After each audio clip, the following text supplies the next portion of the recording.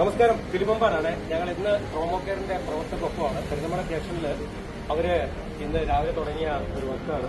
നല്ല വൃത്തിയായി ഈ ദേശ പരിസരമൊക്കെ ആത്മസമർപ്പമായിരുന്നു. ഒന്ന് വിളിച്ചാൽ ഞാനും SSR സീസൺ വിളിച്ച് ഓടി വരുന്നവരാണ് പെരുന്തമണ ട്രോമോ കെയറിലെ സജീവ പ്രവർത്തകർ. കഴിഞ്ഞ കുറേ നാളുകളായിട്ട് ഈ സ്റ്റേഷനും പരിസരമൊക്കെ ഇവരുടെ കൈകളിലൂടെയാണ് വൃത്തിയാക്കപ്പെടുന്നത്. ഇത് ഒരു സേവനമാണ്, അതായത് തികഞ്ഞ ഒരു ആത്മസേവനം.